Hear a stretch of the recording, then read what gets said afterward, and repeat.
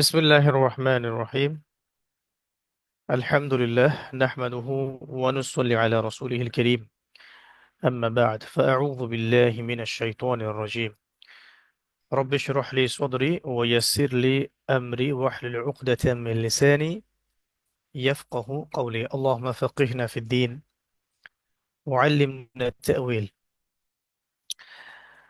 اللهم اجعلنا منهم الذين آمنوا وعملوا الصالحات وتواصوا بالحق وتواصوا بالصبر.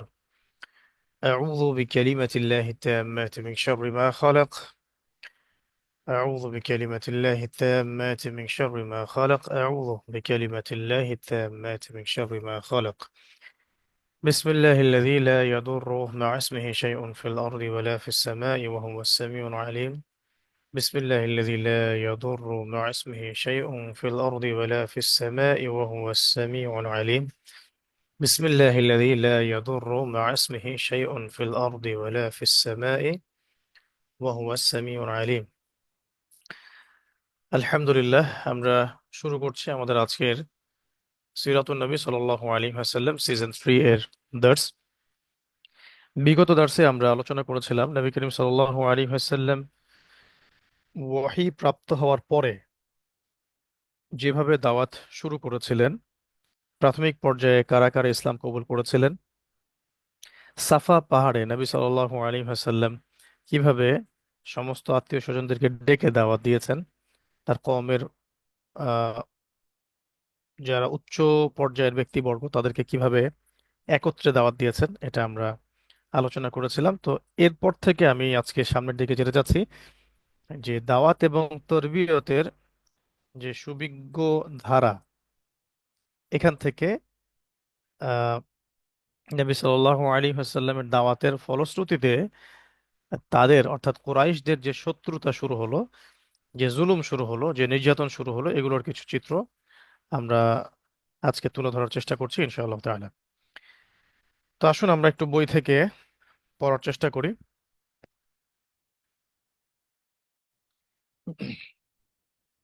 140 পৃষ্ঠা খেয়াল করে দেখুন, যে দাওয়াত ও তরবিয়তের সুবিজ্ঞ ধারা। দাওয়াত এবং তরবিয়ত কথার অর্থ কি? দাওয়াত মানে তো প্রচার, তরবিয়ত মানে কিন্তু একটা সময় ধরে কোন একটা বিষয়কে নার্সিং করা, এটাকে আমরা তরবিয়ত বলি। তো তবিয়ত আর তরবিয়ত কিন্তু এক না। তবিয়ত মানে হচ্ছে স্বাস্থ্য বা সুস্থতা, এগুলোর এগুলো বোঝানো হয়। তো তরবিয়ত এটা হচ্ছে নার্সিং বা যত্ন নিয়ে একটা বিষয়কে বড় করে তোলা। যেহেতু ইসলামের দাওয়াতটা একটা আহ, খুবই ইউনিভার্সাল একটা বিষয়, তাই এটাকে খুব যত্নের সাথে তিলে তিলে এটাকে পরিণত রূপ দেওয়ার জন্য নবী সাল্লাল্লাহু আলাইহি ওয়াসাল্লাম চেষ্টা করেছেন আল্লাহ পাকের নির্দেশেই। তো এটাই বোঝানো হচ্ছে যে এই প্রকৃতি সম্মত ও প্রাথমিক পর্যায়ে যখন অতিক্রম করলো দাওয়াতের, শ্রোতাদের আস্থা ও বিশ্বাসের কথা জানতে পারলেন, তখন নবী করিম সাল্লাল্লাহু আলাইহি ওয়াসাল্লাম বললেন যে ফাইন্নী নাযীরুন লাকুম বাইনা ইয়াদাই আযাবিন শাদীদ। নিশ্চয় আমি তোমাদের এবং কঠিন শাস্তির মধ্যে একজন সতর্ককারী হিসেবে আবির্ভূত হয়েছি। মানে আমার রোলটা হচ্ছে তোমাদের কমিউনিটির মধ্যে দাওয়াত দেওয়ার ক্ষেত্রে যে যদি তোমরা আমার দাওয়াত কবুল করো তাহলে সে আযাব থেকে বেঁচে যাবে ইনশাআল্লাহ। আর যদি আমার দাওয়াতটা তোমরা কবুল না করো তাহলে অচিরেই তোমাদের উপরে কিন্তু একটা কঠিন শাস্তি আসতে যাচ্ছে। আমি তোমাদের মাঝখানে এবং সেই শাস্তির মাঝখানে একজন সতর্ককারী ছাড়া আর কিছুই নয়। এটা ছিল প্রকৃতপক্ষে নবুয়তের সঠিক সংজ্ঞা এবং পরিচয় জ্ঞাপন করা। অদৃশ্য সত্য এবং আল্লাহ তাআলার প্রদত্ত জ্ঞানের ভেতরে নবুয়তের যে বিশেষত্ব ও একক দিক রয়েছে, তার বিরাট হেকমত এবং প্রতিনিধিত্ব।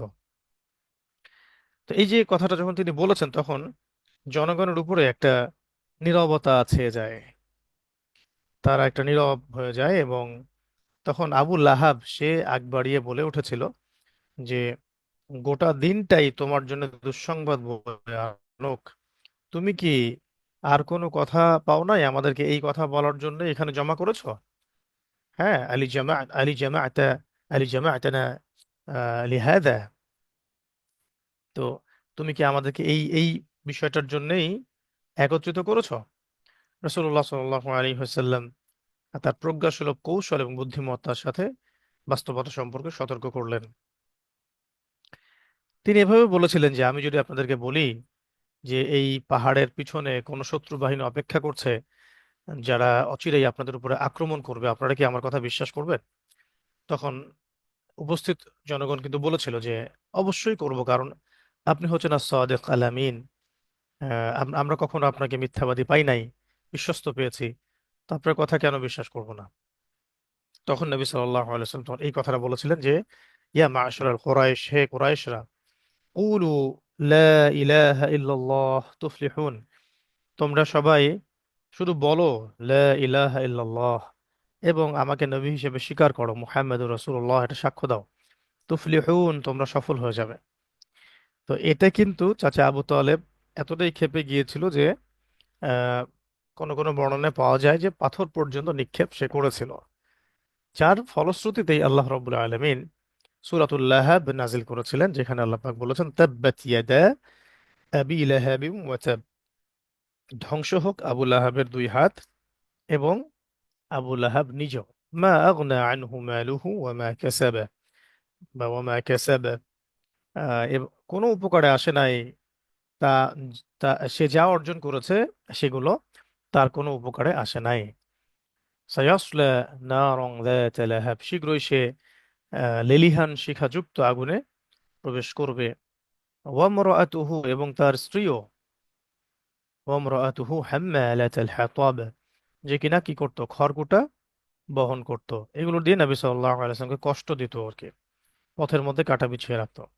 ফি জিদিহা হাবলুম মিন মাসাদ, তাদের গলদেশে মানে গলার মধ্যে, গিব্রা দেশে এরকম খেজুর এর পাকানো রশি জাহান্নামে পেঁচানো থাকবে। তো যদিও এদিকে আবু লাহাব এবং তার অনুসারীরা, পাশাপাশি আবু জাহেল, আবু সুফিয়ান, উতবা, শাইবা, রাবিআ, আশনাক বিন শারিক, তারপরে আপনার তৎকালীন সময়ে সুহাইল বিন আমর, তারা যে যদিও একদিকে এক পক্ষ অবলম্বন করছিল, পক্ষান্তরে আবু লাহাব এর বিপরীতে চাচা আবু তালেব নবী সাল্লাল্লাহু আলাইহি ওয়াসাল্লামকে প্রোটেকশন দিচ্ছিলেন শুরু থেকেই। এইভাবে চলতে লাগলো আর কি। শুধু তাই না, রসুল্লাহ সাল্লাল্লাহু আলাইহি ওয়াসাল্লামের চাচা আবু তালেব তাকে রক্ষা করার জন্য বুক পেতে দিতেন এবং তার সাথে সদয় এবং স্নেহপূর্ণ আচরণ করতেন। নবী করিম সাল্লাল্লাহু আলাইহি ওয়াসাল্লাম তারপর কায় মনোবাক্যে দাওয়াতের কাজ করতেন, তাবলীগের কাজ করতেন। সত্য প্রকাশের ঘোষণা নির্দিষ্ট হয়ে মানে সত্য প্রকাশের ঘোষণায় নির্দিষ্ট হয়ে পড়েন, কোনরূপ বাধা বিপত্তির তোয়াক্কা তিনি করতেন না। এদিকে আবু তালেব তার জন্য ঢাল হয়ে দাঁড়িয়ে থাকতেন। এইভাবে প্রাথমিক পর্যায়ে দাওয়াতের কাজগুলো চলতে লাগলো। 142 পৃষ্ঠায় এসে দেখেন যেখানে চাচা আবু তালেবের সাথে নবী সাল্লাল্লাহু আলাইহি ওয়াসাল্লামের একটা কথোপকথন এসেছে। যেমন কুরাইশরা যখন নবী সাল্লাল্লাহু আলাইহি ওয়াসাল্লামের দাওয়াতের একটা ইম্প্যাক্ট দেখতে পারছিল, সোশ্যাল ইম্প্যাক্ট, যে মাশাআল্লাহ দিন দিন তার অনুসারী বাড়ছে এবং যারা তার অনুসরণ করছেন তারা আর ফিরে আসছেন না, এটা যখন তারা অবজার্ভ করতে লাগলেন, তখন তারা ভিতরে ভিতরে এটাকে একটা থ্রেট মনে করতে লাগলেন। তো প্রথম দিকে তারা অস্ত্রশস্ত্র নিয়ে বা লাঠিসোঁটা নিয়ে সামাজিক বয়কট করে এভাবে ইসলামের বিপরীতে দাঁড়িয়ে যাননি, বরং প্রথমে তারা নিগোশিয়েট করার চেষ্টা করতেন। যেমন একটা নিগোসিয়েশন এরকম ছিল যে চাচা আবু তালেবের কাছে গিয়ে তারা একটা প্রস্তাব দিয়েছিল, যেটা এখানে হয়তো আছে। তো কুরাইশরা দেখুন, এখন কুরাইশদের ভিতর চারদিকে ও সব সময় রাসূলুল্লাহ সাল্লাল্লাহু আলাইহি ওয়াসাল্লামকে নিয়ে আলোচনা শুরু হলো, গুঞ্জন শুরু হলো। তারা একে অপরকে তার বিরোধিতায়, দুশমনিতে উৎসাহিত করতে লাগলো এবং এর জন্য ক্ষেত্র তৈরি করতে লাগলো। তো একদিন তারা দলবদ্ধ হয়ে আবু তালেবের কাছে গেলেন এবং বললেন, হে আবু তালেব, আপনি একজন প্রবীণ এবং বয়োবৃদ্ধ মানুষ, আমাদের দৃষ্টিতে আপনার বিশেষ মর্যাদা এবং সম্মান রয়েছে। আমরা এর আগেও আপনার খেদমতে আরজ করেছিলাম, আপনি আপনার ভাতিজাকে নিষেধ করুন, কিন্তু এ ব্যাপারে আপনি কিছুই করেননি। খোদার কসম করে বলছি, এ যাবৎ যে ধৈর্যের পরিচয় আমরা দিয়েছি, এর চেয়ে বেশি ধৈর্য ধারণ আমরা করতে পারবো না। এখন আমরা আমাদের বাপদাদার নিন্দার, আমাদের অবুঝ ও বোকা ঠাউরাবার এবং আমাদের উপাস্য দেবদেবীগুলোর প্রতি দোষারোপ করার চেষ্টা আর বেশি দিন বরদাস্ত করতে পারছি না। হয় আপনি তাকে বিরত রাখুন, অন্যথায় আমরা তার ও আপনার মাঝে বোঝাপড়া করব। যতক্ষণ না আমাদের এক পক্ষ খতম হয়ে যায়। কত বড় থ্রেট দেখুন। ঠিক আছে, সিরাত ইবনে হিশাম এটা আছে। তো এখন চাচা আবু তালেব একদিকে যেমন তার জাতির সাথে শত্রুতা করতেও চাচ্ছিলেন না, পক্ষান্তরে তিনি তার প্রিয় ভাতিজা নবী সাল্লাল্লাহু আলাইহি ওয়াসাল্লামের প্রতি যে তার সমর্থন, এই হাতটাও তিনি গুটিয়ে নিতে চাচ্ছিলেন না। তখন তিনি একটা কাজ করলেন, যে ভাতিজাকে ডেকে কথা বলার জন্য তাকে ডাকলেন। ডেকে বললেন, যে আমার ভাতিজা মুহাম্মদ সাল্লাল্লাহু আলাইহি ওয়াসাল্লাম, তোমার এই জনগোষ্ঠীর মানুষেরা আমার কাছে এসেছিল, এসে এই এই কথাগুলো বলেছে। এখন আমার দিকে একটু খেয়াল করো, আমার জন্য একটু মায়া করো। আমি অনেক বৃদ্ধ হয়ে গেছি, আমার কাঁধে এত বড় বোঝা আর চাপিয়ে দিও না যে আমি বহন করতে পারবো না। তুমি একটু ভেবে দেখো কুরাইশদের এই প্রস্তাবটা মেনে নেওয়া যায় কিনা। এটা জাস্ট একটা মাশওয়ারা ছিল নবী সাল্লাল্লাহু আলাইহি ওয়াসাল্লামের সাথে।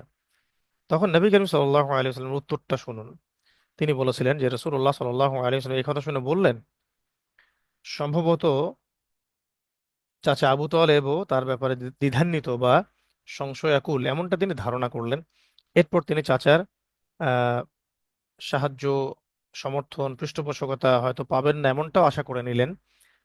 কিন্তু তিনি এই কথা স্ট্রেট ফরওয়ার্ড দিয়ে দিলেন যে, চাচা, আল্লাহর কসম, আল্লাহর কসম, যদি তারা আমার এক হাতে মানে আমার ডান হাতে সূর্য এবং বাম হাতে চাঁদও এনে দেয়, যদি তারা আমার এক হাতে সূর্য, ডান হাতে সূর্য, বাম হাতে চাঁদও এনে দেয়, আর আমি যদি মানে আমি যদি আমার কাজ ছেড়ে দেই, আমি যদি আমার কাজটা ছেড়ে দেই, তবুও আমি ততক্ষণ আহ ও সরি, আমি ভুল বলেছি।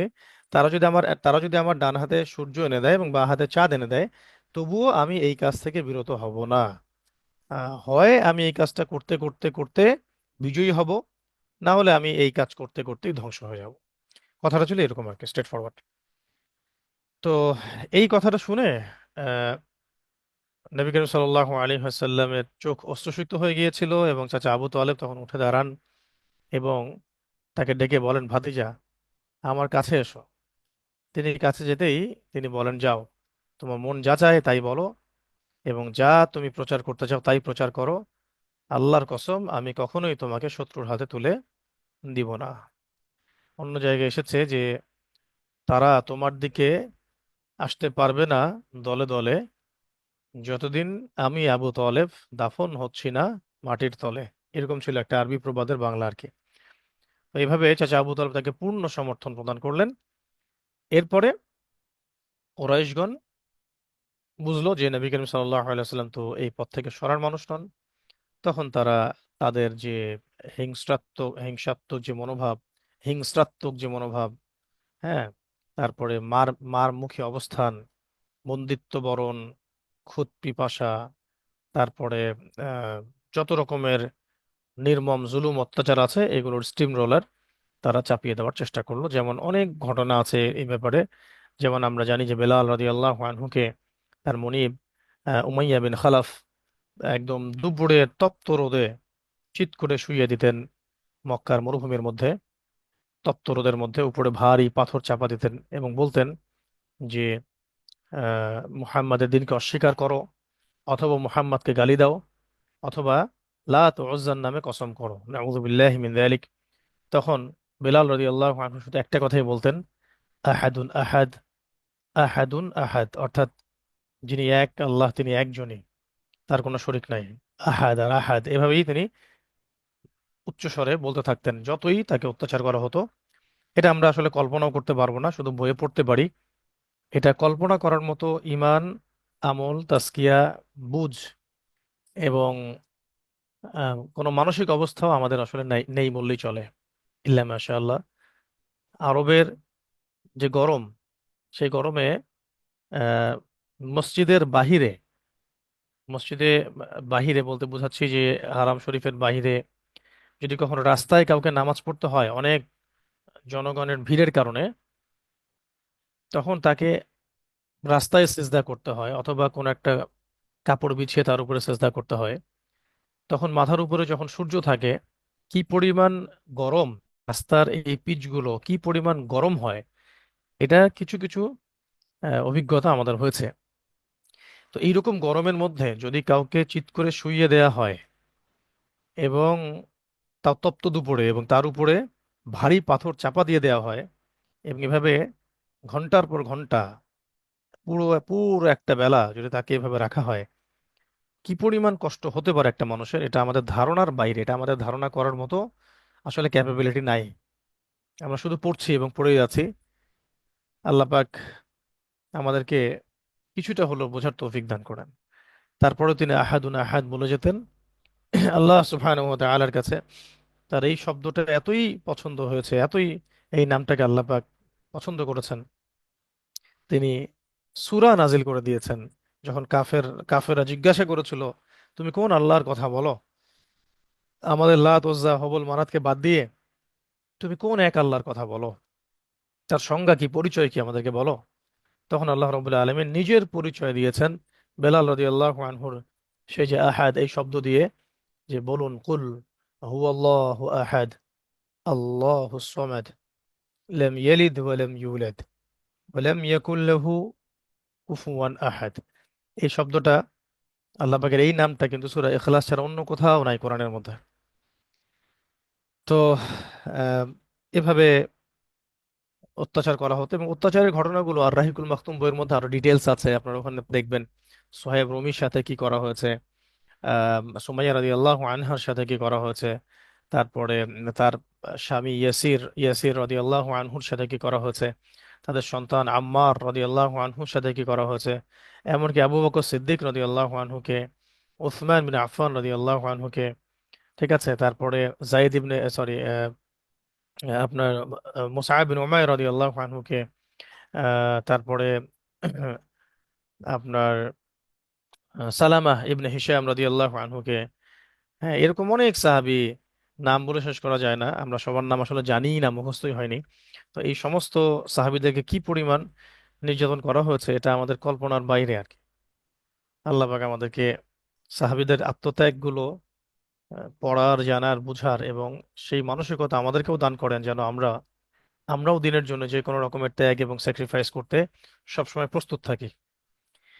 তো এরকম অবস্থায় একদিন আবু বকর রাদিয়াল্লাহু আনহু পাশ দিয়ে যাচ্ছিলেন। তো এই যে করুণ দৃশ্য দেখে তিনি নবী করিম সাল্লাল্লাহু আলাইহি ওয়াসাল্লামের সাথে যখন মাশওয়ারা হচ্ছিল, তো নবীজি নিজেই বলেছিলেন যে বেলালকে মুক্ত করার মতো কি কেউ নেই। তখন আবু বকর রাদিয়াল্লাহু আনহু তিনি নবী সাল্লাল্লাহু আলাইহি ওয়াসাল্লামের ইশারা বুঝতে পেরে তার সম্পত্তির কিছুটা রেখে বাকিটুকু দিয়ে বেলাল রাদিয়াল্লাহু আনহুকে মুক্ত করেছিলেন। এর আগেও আবু বকর রাদিয়াল্লাহু আনহু আরো বেশ কয়েকজন মাজলুম নির্যাতিত সাহাবী তাদেরকে উদ্ধার করেছেন। তো এরকম নির্যাতনের ঘটনাগুলো আপনারা পড়বেন, এগুলো আমাদের খুব গওর করে পড়া উচিত। যেমন এখানে দেখবেন বনু মাখজুমের আম্মার ইবনে ইয়াসির এবং তার পিতামাতাকে ইসলাম কবুলের অপরাধে 144 পৃষ্ঠায় আহ, অপরাধে মক্কার ভীষণ গরম তপ্ত রোদে ফেলে বিভিন্ন রকম কষ্ট দেওয়া হতো। রাসূলুল্লাহ সাল্লাল্লাহু আলাইহি ওয়াসাল্লাম যখন সেদিক দিয়ে যেতেন, তাদের অবস্থা দেখে বলতেন, ইয়া আলা ইয়াসির ইসবিরু, তোমরা সবর করো, ফাইন্না মাউইদাকুমুল জান্নাহ, তোমাদের মঞ্জিল জান্নাতে ফিক্স হয়ে গেছে। সুবহানাল্লাহ। আহ সুমাইয়া রাদিয়াল্লাহু আনহাকে আবু জাহেল শহীদ করে দেয়, এবং সুমাইয়া রাদিয়াল্লাহু আনহা ছিলেন সেই সময়ে আহ, সবচেয়ে নিপীড়িতা একজন নারী মুসলিমদের মধ্যে। আহ, আরো অনেক বিস্তারিত ঘটনা আছে এগুলোর। আবু জেহেল তাকে বাজে ভাষায় কথা বলেছিল, তো সে আবু জেহেলকে তিক্ত একটা রিপ্লাই দিয়েছিল, মানে এমন একটা রিপ্লাই আবু জেহেলকে দিয়েছিল যে আবু জেহেল নিজের মানে উদ্ধত আচরণ থেকে বের হতে না পারে লজ্জাস্থানে বর্ষা নিক্ষেপ করে সুমাইয়া রাদিয়াল্লাহু আনহাকে শহীদ করে দেয়। এবং তিনি ছিলেন মুসলিম নারীদের মধ্যে, মানে মুসলিম নারী না, শুধু পুরো মুসলিম উম্মার মধ্যে সর্বপ্রথম শহীদ সুমাইয়া রাদিয়াল্লাহু আনহা। মুসআব ইবনে উমাইর রাদিয়াল্লাহু আনহু কথা আছে, তিনি সবচেয়ে দামি পোশাক পরতেন, আরামায়েশের জীবন যাপন করতেন, পিতামাতার আদরের দুলাল ছিলেন। মক্কার যেদিক দিয়ে তিনি হাঁটতেন তার ইউজ করা সুগন্ধি পাওয়া যেত, খুব দামি জুতা ব্যবহার করতেন। হ্যাঁ, তো নবী করিম সাল্লাল্লাহু আলাইহি সাল্লাম আহ, তার ব্যাপারে আলোচনা হলে তিনি বলতেন যে মক্কায় মুসআব ইবনে উমাইরের চেয়ে সুন্দর আকৃতির প্রকৃতির উত্তম বসন ভূষণ এবং তার চেয়ে বেশি বিলাস বিলাস বসনে লালিত পালিত আর কাউকে আমি দেখিনি। মুসআব বিন উমাইর যখন জানতে পারলেন যে নবী করিম সাল্লাল্লাহু আলাইহি সাল্লাম দারুল আরকামে দিনের দাওয়াত দিচ্ছেন, তিনিও ইসলাম কবুল করলেন, মাশাআল্লাহ, আলহামদুলিল্লাহ। এবং এই দাওয়াত কবুল করার ফলে তার মা তাকে নির্যাতন করা শুরু করেছিল, সম্পত্তি থেকে বঞ্চিত করেছিল, একদম উত্তরাধিকার থেকে বঞ্চিত করেছিল। পরবর্তীতে তিনি এক কাপড়ে থাকতেন, এমন একটা অবস্থা হয়েছিল। এমনকি তার গায়ের স্কিনের মধ্যে আহ, কিছু কিছু জায়গায় মানে শুকিয়ে রোগের সৃষ্টি হয়েছিল, এরকমও কোনো কোনো জায়গায় পাওয়া যায়। এমনকি উহুদের যুদ্ধের দিন তিনি যখন যুদ্ধ করছিলেন, তখন শাহাদাতের পরে তাকে দাফন করার জন্য পুরো পুরো একটা জোড়া কাপড় পাওয়া যায়নি, বরং একটা অংশ ঢাকলে আরেক অংশ বের হয়ে যাচ্ছিল। তো তখন তখন ইসখির নামক ঘাস দিয়ে তাকে দাফন করা হয়েছে। তো এরকম অনেক ঘটনা আছে, এখানে কয়েকটা ঘটনা আনা হয়েছে, এগুলো আপনারা একটু পড়বেন ভালো করে। তারপরে সুমাইয়া রাদিয়াল্লাহু আনহার স্বামী ইয়াসির রাদিয়াল্লাহু আনহুকেও এভাবে মাটিতে পুঁতে রাখা হতো গরমের মধ্যে। বৃদ্ধ মানুষ ছিলেন, তাকেও এভাবে শহীদ করা হয়েছে। তাদের সন্তান আম্মার রাদিয়াল্লাহু আনহুকে লোহার দিয়ে সেকা দেয়া হতো, বলা হতো যে মুহাম্মাদকে গালি দাও, মুহাম্মাদকে গালি দাও। তো নির্যাতন সহ্য করতে করতে করতে করতে একদিন বাধ্য হয়ে তিনি একটা শব্দ বলে ফেলেছিলেন যে হ্যাঁ, ঠিক আছে ঠিক আছে, তোমরা যা চাচ্ছ আমি তাই বলতেছি, মুহাম্মদ কাযযাব নাউযুবিল্লাহ, মুহাম্মদ কাযযাব নাউযুবিল্লাহ। এরপরে তাকে ছেড়ে দেওয়া হয় এবং তিনি এত কান্নাকাটি করেন যে আমি কি ঈমান হারা হয়ে গেলাম কিনা। দৌড়ে যান নবী সাল্লাল্লাহু আলাইহি ওয়াসাল্লামের কাছে, তার পা ধুয়ে দেন, চুমু খান, বলেন যে আমার সাথে এরকম করা হয়েছে, আমি বাধ্য হয়ে কথা বলে ফেলেছি। নবী সাল্লাল্লাহু আলাইহি ওয়াসাল্লাম চুপ করে থাকেন। এরপর আয়াত নাজিল হয় যে যাদের হৃদয়ের মধ্যে ঈমান পরিপূর্ণ, তাদেরকে জোর করে যদি কোনো স্টেটমেন্ট আদায় করা হয়, ইনশাআল্লাহ এতে তাদের কোনো গুনাহ হবে না, ইনশাআল্লাহ। তো এরকম আরো অনেক ঘটনা আছে। যেমন উসমান রাদিয়াল্লাহু আনহু যখন ইসলাম কবুল করেন, তাকে চাটাইয়ে দিয়ে আগুন ধরিয়ে দিয়ে ধোঁয়া দেয়া হয়েছিল।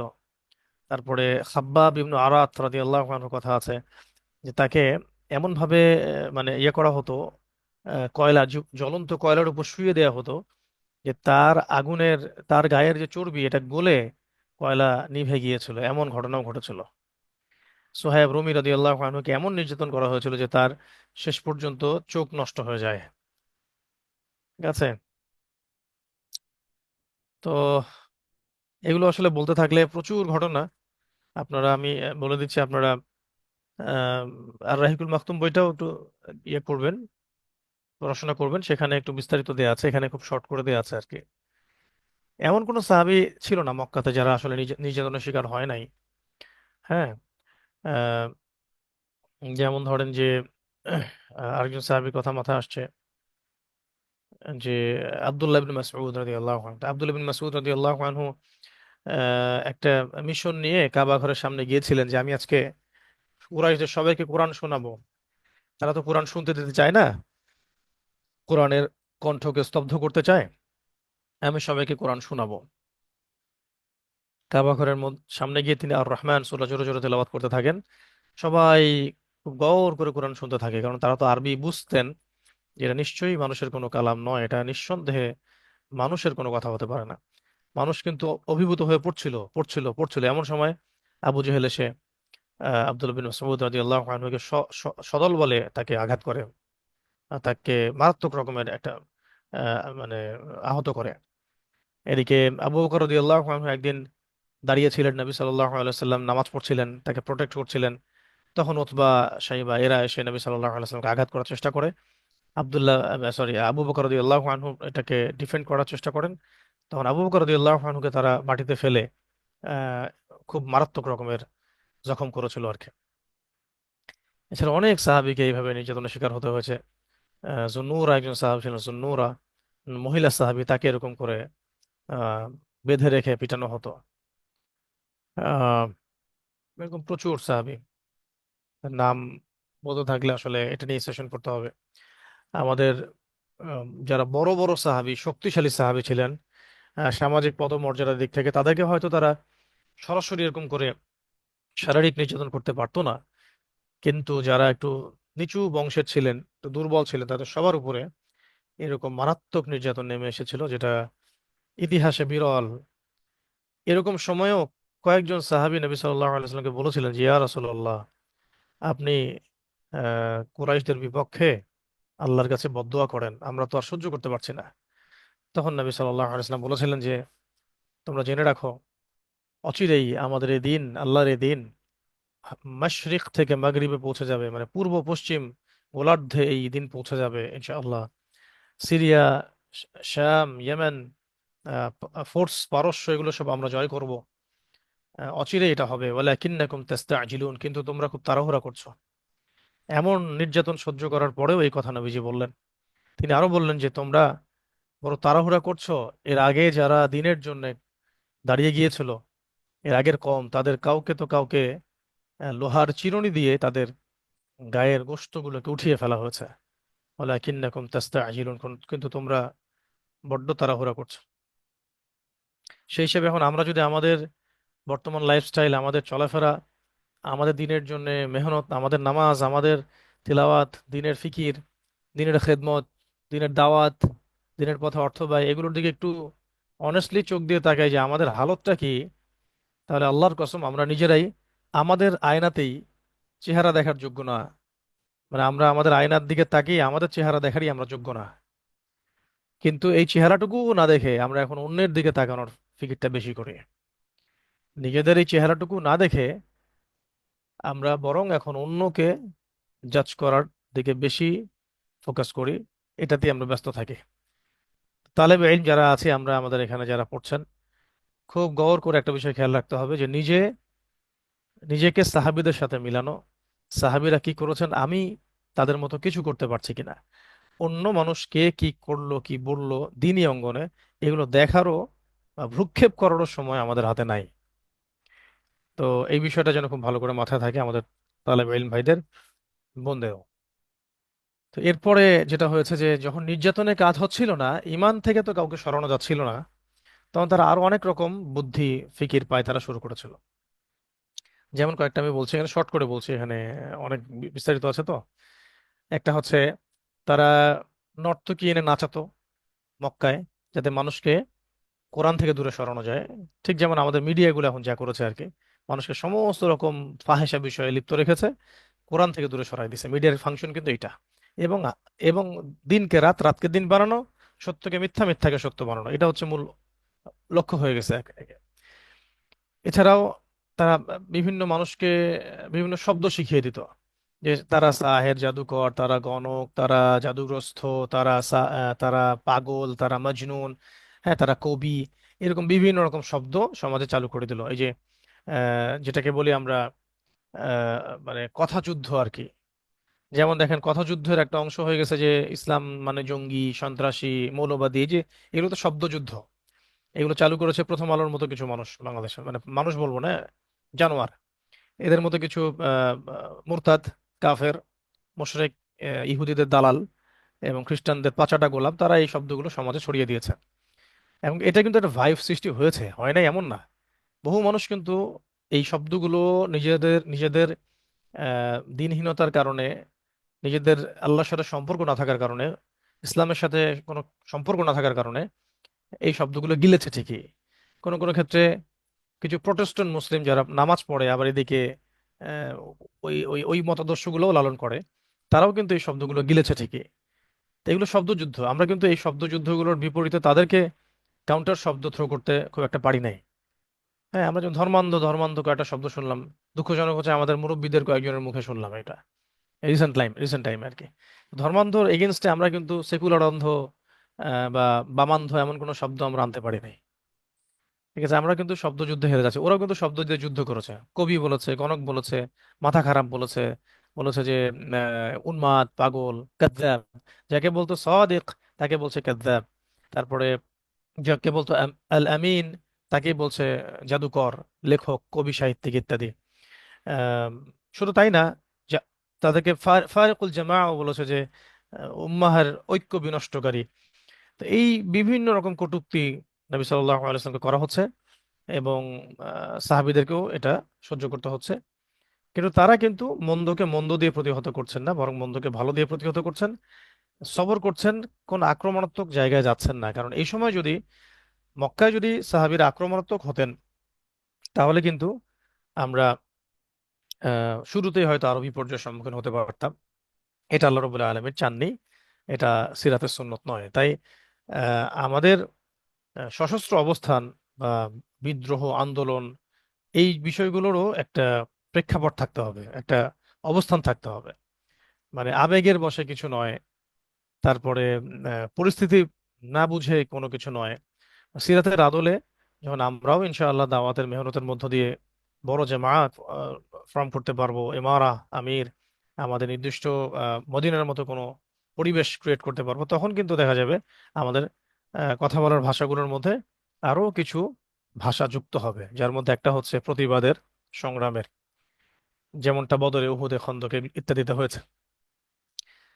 তো এই বিষয়গুলো আহ, এখানে দেয়া আছে, অনেক ডিটেলস আছে আর কি। কটূক্তির বিষয়গুলো আছে, পড়বেন 146 পৃষ্ঠার দিকে পড়বেন। তারপরে দেখবেন যে একটা ঘটনা এখানে বলা হয়েছে, এই ঘটনাটা আমি বলতে চাচ্ছিলাম, যে নবী সাল্লাল্লাহু আলাইহি সাল্লামকে একদিন ওরা ঘিরে ধরে চাদর দিয়ে হ্যাচকা টান দিয়েছিল আর কি, শ্বাসরোধ করার মতো উপক্রম হয়েছিল। তখন আবু বকর রাদিয়াল্লাহু আনহু সেখানে গিয়ে তাকে মানে প্রোটেক্ট করেন এবং বলেন যে আতাকতুলুনা রাজুলান আন ইয়াকুলা রাব্বি আল্লাহ, তোমরা কি এমন একজন ব্যক্তিকে হত্যা করতে চাও যে ব্যক্তি শুধু এতটুকু বলেন যে আমার রব আল্লাহ? ঠিক আছে, এবার আবু বকর রাদিয়াল্লাহু আনহুকে প্রহার করেছিল। আবু বকর রাদিয়াল্লাহু আনহুকে প্রহার করার পর তিনি জ্ঞান হারিয়ে ফেলেন।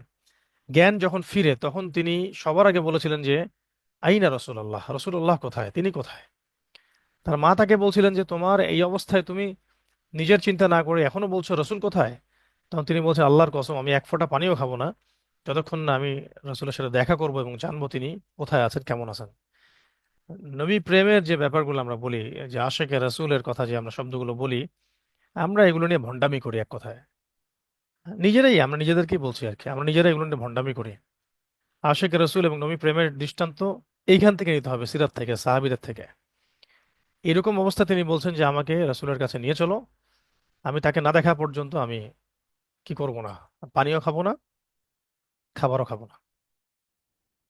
তখন তিনি তার মাতাকে নিয়ে যান এবং তিনি গিয়ে তার মায়ের জন্য দোয়া চান নবীর কাছে, এবং নবী সাল্লাল্লাহু আলাইহি ওয়াসাল্লাম দোয়া করেন, তার মা তখন ইসলাম কবুল করেন। মাশাআল্লাহ, সুবহানাল্লাহ, সুবহানাল্লাহ। তো একটা বিষয় কি, কাফেররা যত নির্যাতন করছিল, তত কিন্তু মানুষের দৃষ্টিভঙ্গি মুসলিমদের দিকে আসছিল, যে মুসলিমরা তো আক্রমণাত্মক না, তারা তো নিরীহ, তারা তো এমন কিছু করছে না সমাজে যে কারো গায়ে হাত তুলছে বা কাউকে জোর করছে, তারা তো শুধু এক আল্লাহর ইবাদত করার কথা মানুষকে বলছে। এতে করে কিন্তু অনেকের মনের মধ্যে সফট কর্নার তৈরি হতে লাগলো। ঠিক যেমন আবু জাহেলের কাছের মানুষ, আপনার আয়াশ আয়াশ ইবনে রাবিয়া এবং সালামাত ইবনে হিশাম, তারা ইসলাম কবুল করে ফেললেন, মাশাআল্লাহ। তারপরে সুহাইল বিন আমর, যে কুরাইশদের নেতা, তার ছেলে আহ, আব্দুল্লাহ বিন সুহাইল ইসলাম কবুল করে ফেললেন। আবু জান্দাল ভিতরে ভিতরে ইসলাম কবুল করলেন। এদিকে হুজাইফা রাদিয়াল্লাহু আনহু ইসলাম কবুল করলেন। আর হুজাইফা রাদিয়াল্লাহু আনহু সাথে আবু হুজাইফা রাদিয়াল্লাহু আনহু, যিনি আপনার উতবাহ তার সন্তান, সে ইসলাম কবুল করলো।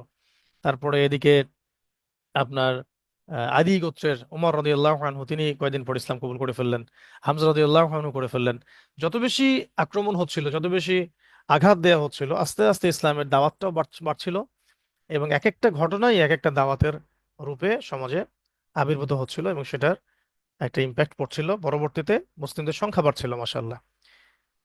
তো এটা এখানে দেয়া আছে। আর তারপরে আপনারা পড়বেন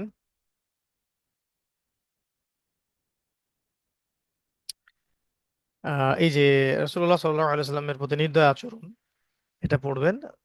যে এটাও আপনারা জানেন, অনেকে জানেন, আমি রিপিট করছি, যে রাসূলুল্লাহ সাল্লাল্লাহু আলাইহি সাল্লাম একদিন নামাজ পড়ছিলেন, তার কাঁধের উপরে তারা উটের নাড়ি ভুঁড়ি চাপিয়ে দিয়েছিল, মানে দম বন্ধ হওয়ার মতো অবস্থা হয়েছিল। তখন ফাতিমা রাদিয়াল্লাহু আনহা এসে তাকে সেভ করেছিলেন। তো এরকম বেশ কিছু ঘটনা ঘটে যাচ্ছিল এই 3 বছরের পরে। মানে প্রথম 3 বছর তো গোপন দাওয়াত হয়েছে, এই চতুর্থ বছর থেকে শুরু হলো এগুলো আর কি। চতুর্থ বছর থেকে শুরু হলো, চতুর্থ, পঞ্চম, ষষ্ঠ, এরকম ধরেন 3 বছর, 4 বছর এমন চলতে লাগলো। বিভিন্ন রকম নির্যাতন, বিভিন্ন রকম নিপীড়ন, বিভিন্ন রকম কটূক্তি, শব্দযুদ্ধ, তারপরে বিভিন্ন রকম প্রশ্ন, আপত্তি, তারপরে আপনার শারীরিক নির্যাতন, মানসিক নির্যাতন, হ্যাঁ, তারপরে হাসি ঠাট্টা করা, ইসলামকে বাধা দেওয়ার জন্য বিকল্প নর্তকীদেরকে নাচানো, কোরআন শুনতে না দেয়া, এমন কোনো ওয়েপন্স নাই তারা যেটা ব্যবহার করে নাই। ঠিক এখনকার ওয়ার্ল্ডে ইসলামকে থামানোর জন্য যেমন এমন কোনো ওয়েপন্স নাই যেটা ইসলামের শত্রুরা ব্যবহার করছে না, ঠিক তারা আবু জেহেল, আবু লাহাব, উতবা সাহেবাদের সেই মাক্কি সুন্নতের দিকেই নিসবত করেছে এটাকে। খেয়াল করে দেখবেন এখনো সেই মিডিয়া দিয়ে যুদ্ধ হচ্ছে ইসলামের এগেনস্টে, পত্রিকা দিয়ে যুদ্ধ হচ্ছে, প্রিন্ট মিডিয়া দিয়ে যুদ্ধ হচ্ছে, ইলেকট্রনিক মিডিয়া দিয়ে যুদ্ধ হচ্ছে, অনলাইন দিয়ে যুদ্ধ হচ্ছে, পর্নোগ্রাফি দিয়ে ইসলামের এগেনস্টে যুদ্ধ হচ্ছে, মাদক দিয়ে যুদ্ধ হচ্ছে, রিবা দিয়ে যুদ্ধ হচ্ছে, জায়নিস্ট মুভমেন্ট দিয়ে যুদ্ধ হচ্ছে। তারপরে যখন এগুলো দিয়েও পেরে উঠছে না, তখন সরাসরি সামরিক হস্তক্ষেপ করছে। কখনো কখনো মুসলিমদেরকে জঙ্গি, সন্ত্রাসী এসব বলে সমাজে হেয় প্রতিপন্ন করার চেষ্টা করা হচ্ছে, দাড়ি টুপিকে কটাক্ষ করা হচ্ছে। মানে এমন কোনো পদ্ধতি নাই যেটা এই দাজ্জালীয় সভ্যতায়ও সেই মাক্কি যুগের মতো এখনকার ইসলাম বিদ্বেষীরা অ্যাপ্লাই করছে না। তাহলে আমাদেরকে এখান থেকে বের হতে হলে, বা এটাকে মোকাবেলা করতে হলে, প্রতিহত করতে হলে, আমাদেরকেও সেই সাহাবীদের মতোই ইমান, আমল, সবর এবং নবী সাল্লাল্লাহু আলাইহি ওয়াসাল্লামের আনুগত্যটা প্রদর্শন করতে হবে। সবার আগে ইমান, তারপর ইমানের মজবুতি, তারপরে আমল, তারপরে হচ্ছে তাজকিয়া, আত্মশুদ্ধি, প্রচন্ড সবর, প্রচন্ড সবর, এবং আহ, আহ, মানে প্রচন্ড রকমের ডিপ্লোম্যাটিক হওয়া, যাতে আমরা সব বিষয়গুলোকে মাথায় ধরতে পারি আর কি, বোঝার ক্ষমতা থাকা, এবং নিজেদের মধ্যে বিভক্ত না হওয়া, নিজেদের মধ্যে ছোটখাটো বিষয় নিয়ে মতপার্থক্যে না যাওয়া, হ্যাঁ, মূল শত্রুদেরকে চিনতে শেখা এবং তাদের বিরুদ্ধে যে যা জায়গা থেকে কাজ করতে থাকা। আল্লাহ চান তো আরো বড় জামা ইনশাল্লাহ ফর্ম হবে একদিন না একদিন। তো সিরাতের এইভাবে ভিতর থেকে শিখতে হবে। আল্লাহ পাক আমাদেরকে সিরাতের ভিতর থেকে শেখার তৌফিক দান করেন। এরপরে আমি আপনাদেরকে পড়া দিব, নিজে পড়া দিব, সেটা হচ্ছে এরকম একটা অবস্থাতে যখন নবী সাল্লাল্লাহু আলাইহি সাল্লামকে সরাসরি আঘাত করা হলো, তখন হামজা রাদিয়াল্লাহু আনহু এটা জানতে পারলেন যে আমার ভাতিজাকে তারা এভাবে আঘাত করেছে। আচ্ছা, আমি না হয় তার দিনে নাই, কিন্তু আমার আমার ভাতিজাকে, আমার রক্তের সম্পর্ক তার সাথে, আমার ভাতিজাকে সে মারবে, এত বড় সাহস! তখন ধর্মের কারণে না গিয়ে তিনি কিন্তু গিয়েছেন তার ভাতিজাকে সেভ করার জন্য। তিনি আর ডানে বামে চিন্তা না করে একেবারে দারুণ নাদওয়ায় গিয়েছেন, মক্কা মক্কা পার্লামেন্টে গিয়ে আবু জাহেলকে কলার ধরে নামিয়েছেন। নামিয়ে এক জোরে একেবারে ঘুষি দিয়ে বলেছিলেন যে আম, আতাশতুমুহু ওয়া আনা আলা দীনিহি, আম, তুমি কি তাকে মারতে যাবা? আমি তার দিনের উপরে আছি। আকুলু মা ইয়াকুল, সে যা বলে আমিও তাই বলি, সে যা বলে আমিও তাই বলি। রুদ্দাহা ইন ইসতাতা'তা, তোমার শক্তি থাকলে আমাকেও ঘুষিটা ফেরত দিয়ে দেখাও দেখি। আর হামজা রাদিয়াল্লাহু আনহুর আশপাশে কেউ যেতে চাইতেন না, কারণ তিনি সব দিক থেকে অনেক বেশি যুদ্ধবাজ এবং কৌশলী এবং সিংহ শিকারী একজন মানুষ ছিলেন। তো ভয়ে তার তার এইটাকে কেউ আসলে ডিফেন্ড করতে যায় নাই। তার অ্যাটিটিউড মানে এমন এগ্রেসিভ অ্যাটিটিউড ছিল, এটা দেখে ভয়ে তার পাশে কেউ যেতে চায় নাই। তো এরপরে তিনি ফিরে আসেন, এসে দারুন নাদওয়ায় যান, সেখানে সরি দারুল আরকামে যান।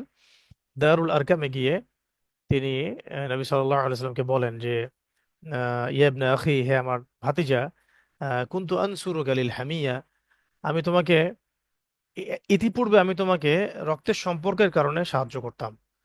আলান, আর আজকে থেকে, এখন থেকে, আনসুরুকা লিল ইসলাম, আমি তোমাকে ইসলামের জন্য সাহায্য করব। ওয়া আশহাদু আল্লা ইলাহা ইল্লাল্লাহ, আমি সাক্ষ্য দিচ্ছি আল্লাহ ছাড়া কোনো মাবুদ নাই। ওয়া আশহাদু, এবং আমি আরো সাক্ষ্য দিচ্ছি আন্নাকা রাসূলুল্লাহ, যে তুমি আল্লাহর রাসূল। এরপর তিনি ইসলাম কবুল করেন, মুসলিম হয়ে যান, এবং মুসলিম শিবিরে একটা আনন্দের জোয়ার বয়ে যায় যে হামজা রাদিয়াল্লাহু আনহু যেহেতু আমাদের মানে পক্ষে চলে আসছেন, ইনশাআল্লাহ এখন তো আমরা কিছুটা হলেও আগের থেকে শক্তিশালী হব। আর এই দৃশ্যটা দেখে ওমর রাদিয়াল্লাহু আনহুও কিন্তু ইসলাম কবুল করেছিলেন। সুবহানাল্লাহ, এটা পরে আমি পরে আসবো সামনের স্টেশনে ইনশাআল্লাহ। তো হামজা রাদিয়াল্লাহু আনহু আহ, ইসলাম কবুল করার পরে মুসলিম শিবিরের মধ্যে একটা ব্যাপক খুশির আমেজ বিরাজ করতে থাকে, এবং ইসলামের দাওয়াতের ক্ষেত্রটা বেশ প্রশস্ত হতে শুরু করে। তবে নবী সাল্লাল্লাহু আলাইহি ওয়াসাল্লাম দুর্বল সাহাবীদেরকে, যারা দুর্বল বলতে এই মানে বংশগত দিক থেকে দুর্বল, এবং তাদের সামাজিক মর্যাদাগত দিক থেকে দুর্বল। এখন তো গোত্রভিত্তিক সমাজ ছিল, দাস প্রথা ছিল। তো এই ধরনের দুর্বল সাহাবীদেরকে নবী সাল্লাল্লাহু আলাইহি ওয়াসাল্লাম বলেন যে তোমরা আর মক্কায় এখানে থাকার প্রয়োজন নাই। এখানে তোমাদের উপর নির্যাতন হচ্ছে, এবং যেহেতু আল্লাহ রাব্বুল আলামিন আমাদেরকে এখনো অস্ত্র হাতে নিয়ে এটাকে প্রতিবাদ করতে বলেননি, তাই আমরা এটা করছি না, আমরা সবর করছি। এর চেয়ে ভালো হয় তোমরা এখান থেকে আবিসিনিয়ায় চলে যাও। আবিসিনিয়া সম্পর্কে নবী সাল্লাল্লাহু আলাইহি ওয়াসাল্লাম বলেন যে সেখানে একজন রাজা আছেন, রাজার নাম হচ্ছে নাজাশী। তো সেই রাজার রাজ্যে লা ইউজলামু ইনদাহু আহাদ, তার রাজ্যে কেউ জুলুমের শিকার হয় না। সুবহানাল্লাহ। একজন অমুসলিম শাসক, খ্রিস্টান শাসক, ঈসা আলাইহিস সালামের অনুসারী, এই ভণ্ড খ্রিস্টান না, তিনি প্রকৃত অনুসারী ছিলেন। এই ট্রিনিটির খ্রিস্টান না, তিনি প্রকৃত অনুসারী ছিলেন। এই সমকামী খ্রিস্টান না, এই ট্রান্সজেন্ডার খ্রিস্টান না, এই এলজিবিটি খ্রিস্টান না, এই মানে কি বলবো আর, এই রিবা সুদখোর খ্রিস্টান এরা না, এই জালেম আর এই খুনি কিলার, এদের কথা বলা হচ্ছে না। তিনি ছিলেন একজন নম্র, ভদ্র এবং ন্যায়পরায়ণ খ্রিস্টান শাসক। নবীজি বলছিলেন যে তোমরা তার রাজ্যে চলে যাও, তার রাজ্যে কেউ জুলুমের শিকার হয় না। সুবহানাল্লাহ, কত বড় স্টেটমেন্ট! তার রাজ্যে কেউ জুলুমের শিকার হয় না, আমাদের নবীজি বলেছেন এই কথা, সাল্লাল্লাহু আলাইহি ওয়াসাল্লাম। আর এখন দেখা যায়, আমি একটা কথা অনেক লেকচারও বলেছি, যে এখন দেখা যায় যে কোনো মুসলিম শাসকের সম্পর্কেও এমন স্টেটমেন্ট দেওয়া যায় না যে তার রাজ্যে কেউ জুলুমের শিকার হয় না। সেটা হোক বড় পরিসরে, অথবা ছোট পরিসরে, বা কোনো জেলা ভিত্তিক বা থানা ভিত্তিক বা ইউনিয়ন ভিত্তিক, কোনোভাবেই আমরা এটা স্টেটমেন্ট দিতে পারি না যে তার রাজ্যে কেউ জুলুমের শিকার হয় না। তাহলে যুগটা চলছে জুলুমের, জুলুমের যুগ। তো তখন সাহাবায়ে কেরাম রাদিয়াল্লাহু আনহুম আজমাইন, প্রথমে 18 কি 20 জন, পরবর্তীতে আবার দ্বিতীয় দফায় যাওয়া হয়েছে, তখন প্রায় 83-84 জন, বা মহিলাও ছিলেন আরো কিছু, সব মিলে হয়তো 100 জনের মতো। তো দুই দফায় সেখানে হিজরত হয়েছে। তো প্রথম দফায় হিজরত হয়েছে আহ, মোটামুটি ভাবে উসমান বিন মাজউন রাদিয়াল্লাহু আনহুকে আমির নিযুক্ত করে।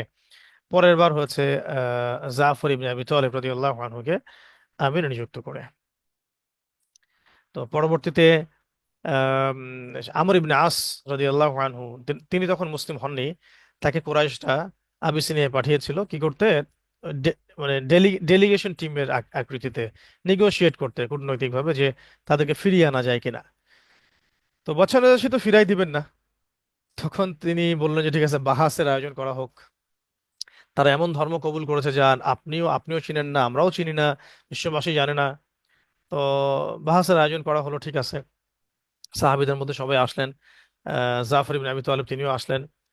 তো তাকে জিজ্ঞাসা করা হলো যে তোমরা এমন ধর্ম চালু করেছো যেখানে আমাদের ধর্মেও তোমরা নাই, তারপরে কুরাইশদের ধর্মেও নাই, নতুন একটা ধর্ম তোমরা নিয়ে আসছো, লা লা ইয়ারিফুহু আহাদুম মিন হাযিহিল মিলাল।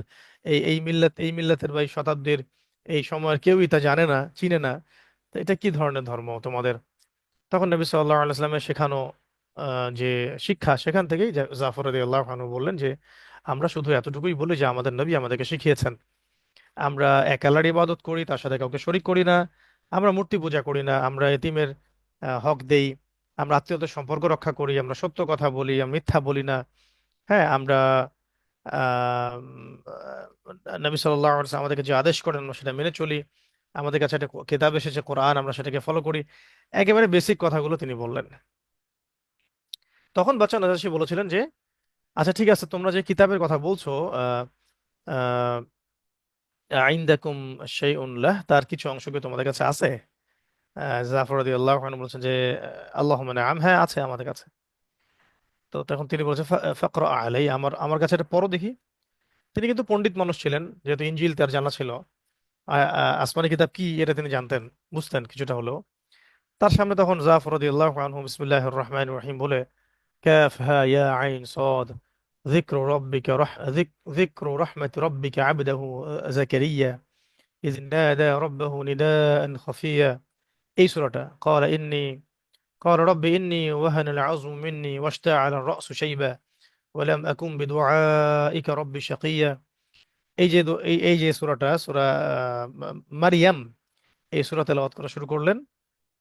এখানে কিন্তু জাকারিয়া আলাইহিস সালাম, ইয়াহইয়া আলাইহিস সালাম, তারপরে মারিয়াম আলাইহিস সালাম, ঈসা ইবনে মারিয়াম, এরকম সমস্ত নবীদের কিন্তু ঘটনা আছে।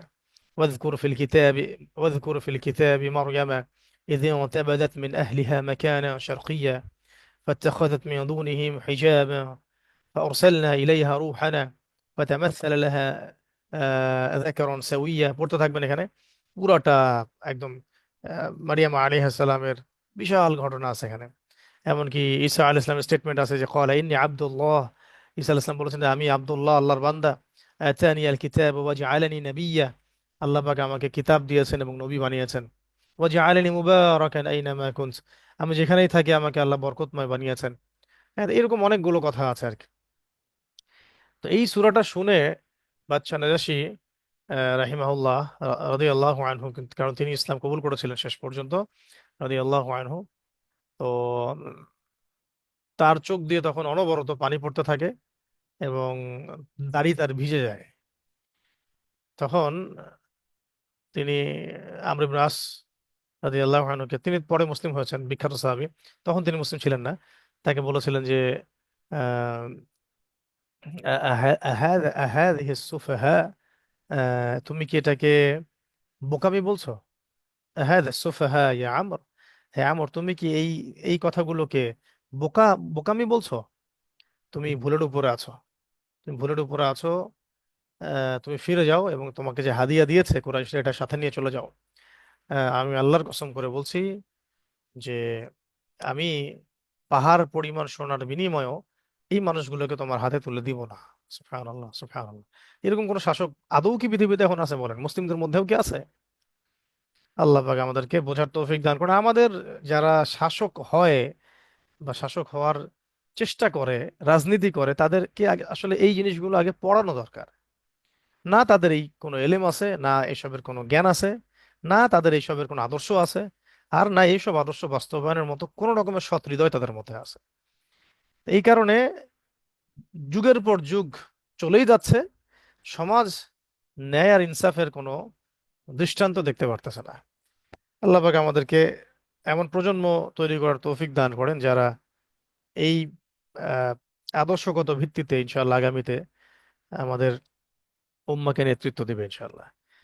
তো এরপর আরেকটা ঘটনা ঘটে, সেটা হচ্ছে যে একটা আহ, চাল চালের আমর ইবনে আস রাদিয়াল্লাহু আনহু, যে হ্যাঁ, চাল বলবো না, এটা আসলে একটা ট্রিক্স, যেহেতু মোনাজারা হচ্ছে, যে ঠিক আছে তাদের সব কথা বুঝলাম, কিন্তু আপনি তাদেরকে ঈসা আলাইহিস সালাম সম্পর্কে জিজ্ঞাসা করেন, ঈসা আলাইহিস সালাম সম্পর্কে তারা কি বলে, মুসলিমরা কি বলে। তখন একটু বেকায়দায় মুসলিমরা, যে আমরা তো ঈসা আলাইহিস সালামকে আল্লাহর পুত্র বলি না। এখন যদি নাজাশী যদি এটাকে মানে নারাজ হয়ে আমাদের উপরে আবার কোনো অ্যাকশন নেয়, তখন তখন জাফর রাদিয়াল্লাহু আনহু বলছেন যে ওয়াল্লাহি লা নুকাযযিবু, আমরা মিথ্যা কথা বলবো না।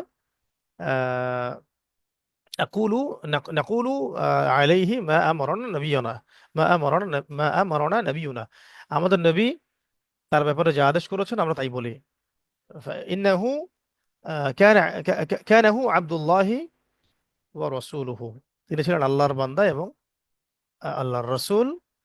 আলকাহা ইলা মারইয়ামিল বাতুন, এবং তিনি আল্লাহ পাক তাকে মারিয়াম আলাইহিস সালামের গর্ভে জন্ম দিয়েছেন কোনো পিতার সংস্পর্শ ছাড়াই।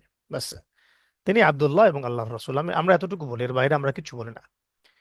তখন নিচ থেকে একটা কাঠি উঠিয়ে এটাকে দেখিয়ে, পালক পালক দেখিয়ে বাদশা নাজাশী বলেছিলেন যে তোমরা ঈসা আলাইহিস সালাম সম্পর্কে যা বলেছো, তোমাদের কথা এবং সত্যের মধ্যে এই কাঠির মতোও কোনো দূরত্ব নাই, এবং তোমরা যা তেলাওয়াতটা করেছো এটা সম্পর্কে আমার বক্তব্য হচ্ছে ইন্না হাযা ইন্না হাযা ওয়াল্লাযী আনজালা আলা ঈসা ইবনে মারইয়াম, নিশ্চয়ই এই কোরআন এবং যা ঈসা আলাইহিস সালামের উপরে নাজিল হয়েছিল, লা ইয়াখরুজু মিন মিশকাতিন ওয়াহিদা, নিঃসন্দেহে এই দুটো কিতাবই একটা আলোক উৎসের দুটো কিরণ মাত্র।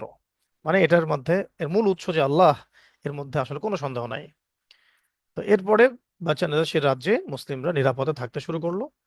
একদম দীর্ঘদিন মুসলিমরা এখানে নিরাপদে থেকেছে, বাণিজ্য করেছে, ইবাদত করেছে, দাওয়াতের কাজ করেছে।